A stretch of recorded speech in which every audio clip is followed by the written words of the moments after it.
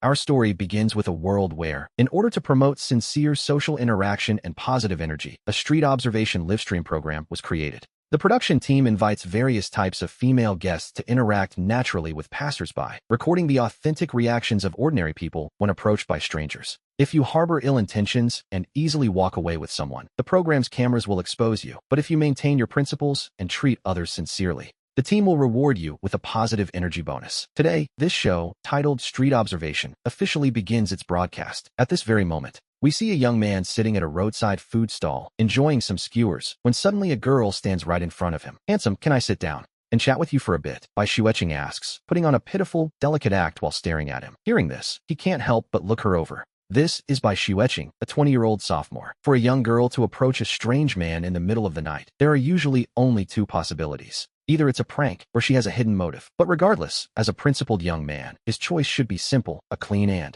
decisive rejection. However, just as he is about to speak, a cold, mechanical notification sound suddenly echoes inside his mind. As this string of prompts hits him, he is initially stunned for a moment. But then his eyes light up. After all, as a veteran reader of web novels for 10 years, he is no stranger to the concept of a system. Yet, in those few seconds of days, the audience assumes he has been completely captivated by Shueching's beauty. The livestream chat explodes instantly. Look at that reaction. He's definitely fallen for her, hasn't he? It's only just started, and he already can't hold his ground. Should the crew change the target? Brother, stay strong. Don't go with her. Despite the doubt, some continue to cheer him on in the comments. While everyone is arguing, we see him glance at Bai Shueching and then coldly drop a single sentence. "Sorry, there are no extra seats here." He actually rejected her. This guy is actually pretty good. No way, is she serious? He turned her down so decisively. I thought he would hesitate for a second. This reaction is quite unexpected. That kind of willpower is something else. Meanwhile, Bai Shueching's mind is in total turmoil. She never imagined that, as a campus beauty, there would come a day when a man would reject her on the spot. Refusing to give up, she softens her voice. "Handsome, you.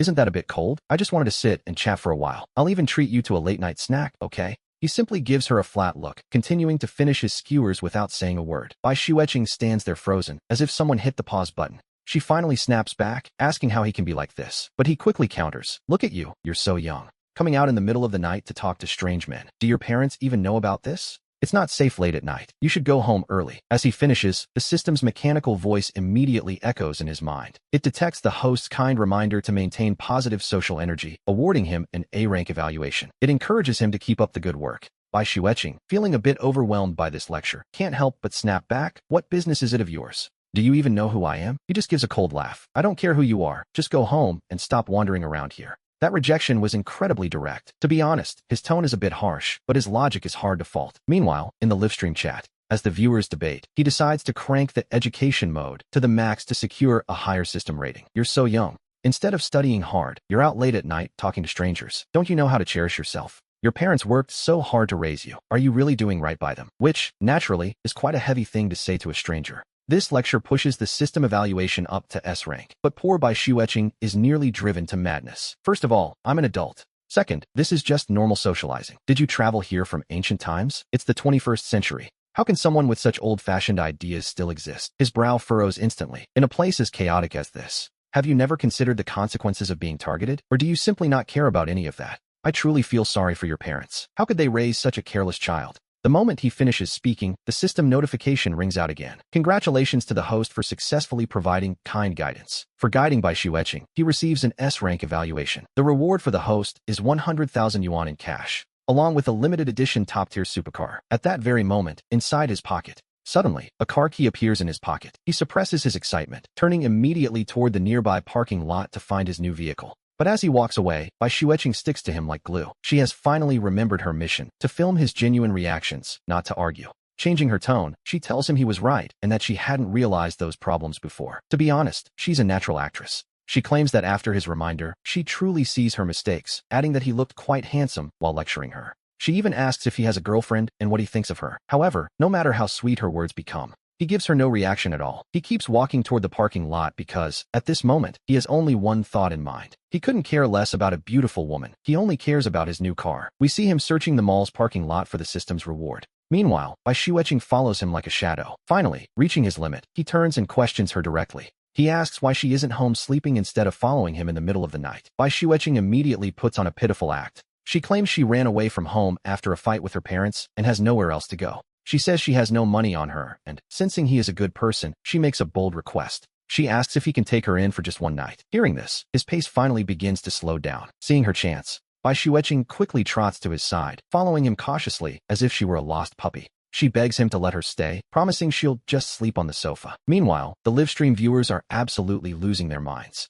They comment on how talented she is at acting, noting that the prettier the girl, the better the performance. It's quite a show, really. They wonder if he can resist her charms. Just then, a hidden system mission is triggered for him. He must choose whether to take her in, a decision that will affect the entire plot. He pauses to think for a moment. Ultimately, he agrees, telling her that if she isn't lying, he will let her stay at his place for a single night. He makes it clear she must leave at dawn. Hearing this, Bai Xueqing's eyes flash with a hidden light. In her mind, he has walked right into her carefully prepared trap. The viewers, seeing this unfold, react as if they've been given a shot of adrenaline. The viewers think he's softened his heart, assuming there's no harm in letting her stay for just one night. They're eager to see what happens next. They tell each other that a great show is about to start tonight, urging everyone to follow the stream so they don't miss a single moment. We return to the parking lot where, after searching for quite some time, he finally finds his ride, a sleek supercar that looks like a professional racer. However, standing right next to this masterpiece is a man dressed in expensive designer clothes. Coincidentally, he also has a car key hanging from his waist. Seeing this, some of the viewers start to comment that this newcomer is what a truly successful person looks like. The tension in the chat begins to rise. A debate breaks out between those supporting the wealthy heir and those rooting for the self-made man. Meanwhile, he simply walks toward the stranger. He stops right in front of the wealthy man and calmly asks him to move aside. This single request causes the livestream chat to explode once again. The viewers are convinced he's just putting on an act to save face, amazed that he actually has the nerve to do it. But in the next second, the wealthy man's reaction catches everyone off guard. He politely agrees and steps back several paces, offering a sincere apology and inviting him forward. Watching from the side, Bai Xueqing can't take it anymore. She demands to know what he's doing and why he's making people move for no reason. He gives her a casual, indifferent look and explains that the man was simply blocking his way. At these words, not only is Bai Xueqing stunned, but the viewers are also completely speechless. They begin to wonder who this man really is as the plot takes an unexpected turn. We see him reach into his pocket and pull out his own car key. Bai Xueqing's eyes widen in an exaggerated display of shock. She never imagined that a random passerby chosen by the crew would have such immense wealth. The audience is equally stunned to see the lights flash. They truly didn't expect this limited edition supercar to actually belong to him. As the butterfly doors swing open, the chat turns into a frenzy of mockery toward those who claimed he was faking it. It's quite a reversal, really. Even the wealthy man standing nearby is surprised to find the car's true owner. He introduces himself as Shun Yifei and asks to exchange contact info. He introduces himself as Yi Yun. Shun Yifei mentions they have a car club full of brothers who share the same passion for high-end vehicles. He suggests they hang out sometime, and Yi Yun agrees, thinking it's a good chance to make friends. While he and Shun Yifei are talking, Bai Xueqing turns to the staff and whispers, asking if this supercar is actually worth a lot of money. To be honest, she has no idea. The staff member whispers that this is a global limited edition with a staggering price tag, and even with the money, you might not be able to buy one. After hearing this explanation, the viewers in the live stream are absolutely floored, while Yi Yun, completely unaware of the online chaos, just wants to go home. He asks her why she's still standing there and tells her to get in, but there's a small problem. Having had a few drinks, he can't drive. And so, he turns his gaze toward Bai Xueqing and asks her quite simply if she knows how to drive. She stammered out a reply, confirming that yes, she can indeed drive. Once he has her confirmation, he hands over the car keys. After saying goodbye to Shun Yifei, Bai Xueqing takes the wheel to drive him home. They head toward his residence, and before long, following the GPS, Bai Xueqing arrives at the destination. But when she gets out and sees the ordinary residential area, her expression shifts to one of pure surprise. To be honest, it wasn't what she expected. It's quite the contrast, driving a top-tier luxury supercar but living in a completely average apartment building. He simply tells her they've arrived and to follow him. This discrepancy starts another heated debate among the viewers, who find it hard to believe a truly wealthy person would live in such a place. Some claim the supercar must be a rental, otherwise he wouldn't be living here. Meanwhile, Bai Xueqing is internally protesting, though she has no choice but to follow. To complete her mission, she enters with him. He walks to his door and opens it, revealing an interior that is surprisingly clean and tidy. Seeing such a minimalist and simple layout, Bai Xueqing's annoyance grows just a little bit more. At the same time, the production crew is taking precautions. They immediately arrange for staff to head to the neighborhood for her safety. After a quick wash, he tells her she can sleep on the sofa tonight. He adds that she can just leave first thing in the morning. Bai Xueqing is left momentarily speechless by this incredibly blunt, straight man behavior. She is stunned. She never imagined that someone as adored as her would receive such a cold shoulder. Naturally, she feels a bit slighted. Unwilling to accept this, she decides to test the waters one more time to see if she can get a different reaction. She tells him she's going to go freshen up and asks him not to mind, while the viewers instantly see through her forced smile. While the audience continues their endless speculation, Bai Shueqing gets up and heads off to the bathroom to wash up. However, when she emerges 30 minutes later in her loungewear, she finds that he is already in bed, fast asleep and snoring loudly. In an instant, Bai Shueqing's face turns a lovely shade of green, while the viewers in the live stream are practically dying of laughter. They cheer him on, telling him to keep up this energy. It seems he's a terminal case of being a straight man, and there's no cure in sight. It's truly hilarious to see Bai Shueqing prepare for so long only to be met with this result. We really have to feel for her efforts. What we thought would be a grand romantic drama has turned into a pure comedy. The next morning, Yian wakes up to a sound from the next room. It's the sound of snoring coming from Bai Shueqing, who is still fast asleep on the sofa. A moment later, he decides it's time for her to wake up. He tells her quite bluntly that it's time to get up. Since she's awake now, he suggests she pack her things so he can send her back. He doesn't show a hint of sentimentality. Having been woken up so abruptly, Bai Shueqing is understandably a bit annoyed by his lack of tact. Even so, she heads to the bathroom to quickly change. Once she's ready, he reminds her of their agreement from last night. He tells her that a person should keep their word. She said she'd leave at dawn, and dawn has arrived. And right at this moment, the camera feed is restored, and the audience begins to flood back into the live stream. Many of them find this turn of events quite refreshing. While the viewers debate heatedly, Bai Shueqing makes it clear she doesn't want to leave so early. He simply gives her two choices. Option 1, she goes back on her own. Option 2, he calls a car to take her back. To be honest, he isn't giving her much room to negotiate. Hearing this, Bai Shueqing is left speechless. Suddenly, the system's notification rings out, congratulating him for sticking to his principles. He has earned an SS rank evaluation, rewarded with the title deed to a new property and 100,000 yuan in cash. When he sees the bank notification on his phone, he can't help but feel a surge of excitement, even though he was somewhat prepared for it. He turns his gaze back to Bai Shueqing and tells her to take her pick. Just like that, she is ruthlessly ushered out the door. At this point, the program's host Zheng, appears on the screen to announce that the accumulated prize money has reached 100,000 yuan. As long as he continues to uphold his principles, he can earn even higher positive energy rewards. Although Bai Shueqing has been eliminated, the show will send out a different type of guest for the second round to continue observing whether he can stay true to his path. Hearing host Zheng's announcement, the live stream audience is absolutely buzzing with excitement, eagerly anticipating the arrival of the new guest. Meanwhile, back in the room, Yian is busy playing games when he receives a phone call from his landlady, Annie Wang. He tells her he wants to renew the lease and asks her to send her niece over tomorrow, as he has the rent money ready. Even though he is wealthy now, he has grown used to this house over the last 3 years and isn't in a hurry to move. Auntie Wang mentions that her niece is about his age, and if she remembers correctly, he is still single. She thinks he's a good kid and suggests they get to know each other, telling him not to be so quick to refuse. She's just building a bridge. Whether they connect is up to them. The next morning, a sudden knock sounds at the door. The sharp sound echoes through the quiet apartment, signaling the arrival of a new visitor. He opens the door to find an incredibly beautiful, sophisticated woman standing there, while he looks like he just woke up. She introduces herself as Lu Wanqing, the landlady's niece, and explains she's there to collect next month's rent of 1,000 yuan. She asks if he prefers WeChat or Alipay. He just squints and yawns, but Lu Wanqing's expression shifts slightly at his mention of Alipay. It turns out she is the second guest arranged by the program. To observe his reactions, the crew gave her a specific identity. They cast her as the landlady's niece to get close to him. Despite being thrown off by his dull reaction, she suggests adding his WeChat. She claims it will make future transfers more convenient. To our surprise, he simply agrees with a casual sure. And just like that, the first hurdle of the encounter is cleared with almost no effort at all. To thank him for cooperating, she offers to buy him breakfast. He accepts, saying he'll take her up on the offer. He isn't thinking much of it, just being polite, but the live stream audience sees this as the beginning of her falling for him. They joke that as soon as he mentioned breakfast, she was all in.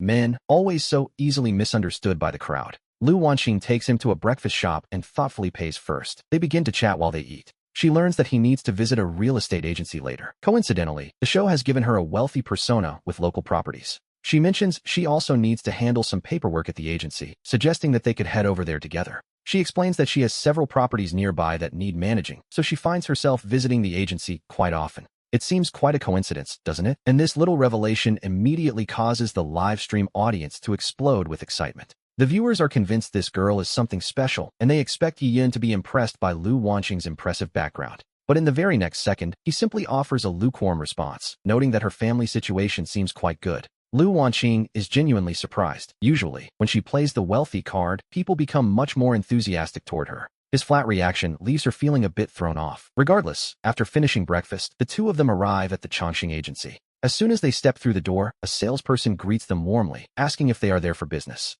Lu Wanqing introduces herself and explains she's there to handle some paperwork, having already contacted manager Zhong in advance. The salesperson asks them to wait a moment as the manager is on his way, leading them both into a private VIP reception room. Once the salesperson leaves, only Yi Yun and Lu Wanqing remain. Unable to contain herself any longer, she decides to take the initiative. She asks him directly what he thinks of her as a person. His response, a simple, "You're all right." She then confesses that when her aunt suggested introducing them last night, she had actually refused at first. However, she claims that from the moment she saw him, her impression of him was actually quite positive. Just as he is about to politely decline her advances, his system suddenly activates, detecting an unhealthy social trend in the air. A mission is triggered, offering him a choice that includes a 20% stake in the prestigious Kalai Grand Hotel. Hearing the system's prompt, he freezes in place, though to the livestream audience, this look of shock is interpreted quite differently. The viewers are convinced it's all over, certain that he won't be able to resist her charms now. But while everyone is busy speculating, his next words leave the entire audience in complete disbelief.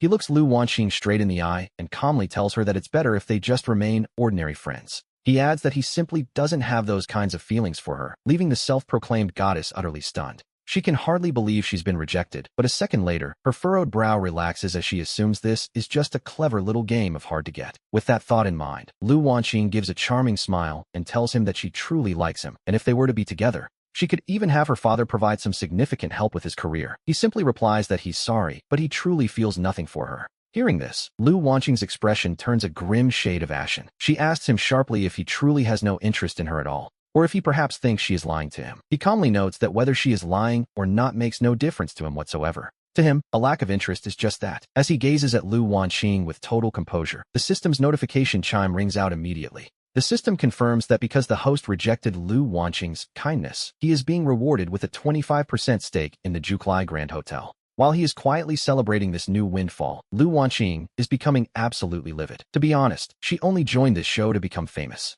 But after this rejection, she isn't just failing to find fame. She's making a complete fool of herself. As she imagines her goddess image crumbling, her anger boils over. She snaps, asking who he thinks he is to reject her, pointing out that he is nothing more than a lowly delivery man. She demands to know what right he has to turn her down. He responds that while he may be a delivery man, it doesn't make him inferior to anyone. He reminds her calmly that no profession is inherently better than another, but a fuming Lu Wanqing just points a finger at his face and scoffs. She laughs mockingly, telling him that if he actually knew how to make money, he wouldn't be living in such a cheap, tiny rental apartment. Right in the middle of their heated argument, the sales manager, Pan Jiqing, happens to walk in. But the moment he hears the name, his eyes change. He asks if he is indeed the Mr. Yi who came to handle the paperwork today. This sudden interruption completely halts the bickering between the two. Once he receives a nod of confirmation, Pan Jiqing beams and shakes his hand enthusiastically, exclaiming, "Boss Yi, it really is you." He tells him he's been waiting. At these words, not only is Lu Wanqing stunned, but the entire livestream audience is left completely speechless. The viewers wonder why a sales manager would call him Boss Yi. Did he actually buy a house here? It seems impossible for a delivery man. Where would he get that kind of money? Meanwhile, Lu Wanqing finally finds her voice and asks Pan Jiqing in utter shock why he's calling him that. Pan Jiqing smiles and explains that Boss Yi purchased multiple properties from them yesterday, and he had messaged him to come finish the contracts. Pan Jiqing adds that as their biggest client, it's only natural to call him Boss Yi. Meanwhile, the livestream audience is absolutely losing it. The news that he bought multiple properties has the chat exploding. They wonder where a delivery man could possibly get that kind of money. Just moments ago, Lu Wanqing was mocking him for being poor, but it turns out he has real power. This is a massive slap to her face. The viewers find it hilarious. Lu Wanqing was acting so superior, only to realize she has accidentally kicked a steel plate. We see our protagonist has successfully cleared the second stage, bringing his total prize money to 300,000 yuan. Even though Lu Wanqing has been eliminated, our show is just beginning. In the third stage, we will see if he can continue to hold to his principles. After hearing this, the livestream audience is buzzing with excitement. Some claim they knew he'd resist temptation. With 300,000 in the bag, the next prize will surely be 500,000. The second guest really didn't stand a chance. It felt like her challenge ended before it even began. While some viewers are starting to admire him, most remain skeptical. They argue he's just a stubborn guy who got lucky with Lu Wanqing. There are still over 20 stages left, after all, and each one is harder than the last. As the audience debates his chances, Yi returns to his neighborhood and receives a call. The voice asks if he is Mr. Yi, the shareholder of the Juklai Grand Hotel. They wish to invite him to the shareholders' meeting tomorrow at 2 o'clock. Only then does he remember that the system rewarded him with a 25% stake in that very hotel. He agrees without hesitation. What he doesn't realize is that the show's camera crew recorded the entire conversation. They know he's attending an event, but not his true status. On the other side, the show's executive, Sue Rowland, receives this update from her staff. She immediately begins to plan the identity of the third guest. At the appointed time, Yi drives himself to the 5-star Juklai Grand Hotel. Waiting at the entrance is Li Mengyao. Her eyes light up the moment she sees him, and she approaches him with a smile.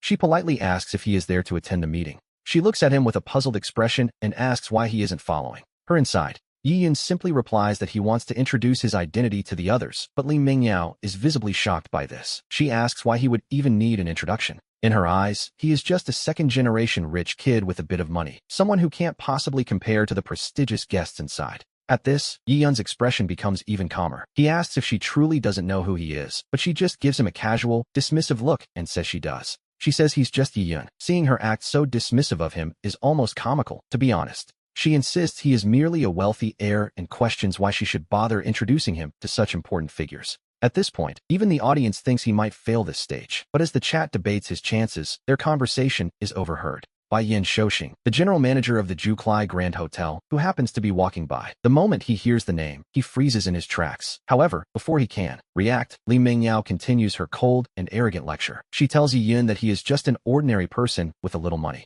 She warns him that this isn't a place where he can just speak his mind and tells him to stay humble. Hearing this, the irritation in Yi Yun's heart can no longer be suppressed. But right then, the system suddenly activates, detecting a toxic atmosphere and triggering a new mission. If the host properly reveals his identity and corrects her behavior, the system will grant a reward based on the final rating. And so, Yi Yun calmly and firmly tells Li Mengyao that he is the hotel's second-largest shareholder. He explains that the hotel invited him here personally. He asks how she can be a deputy manager and not know this, telling her she's the one who should be careful. Hearing this, Li Mengyao isn't convinced at all. She even lets out a cold laugh. The second-largest shareholder? She mocks him, saying that if he's the second-largest shareholder, then she must be the first. She warns him that while he can eat whatever he wants, he certainly shouldn't say whatever he wants. Meanwhile, Yin Shoxing, who has been eavesdropping, looks increasingly worried. A second later, he jumps out and shouts for her to shut up, asking if she has any idea who she's talking to. But Li Mengyao mistakenly thinks those words are directed at Yi Yun. She joins in the scolding, asking him if he heard that and if he knows who he's talking to, since the man is from Juklai.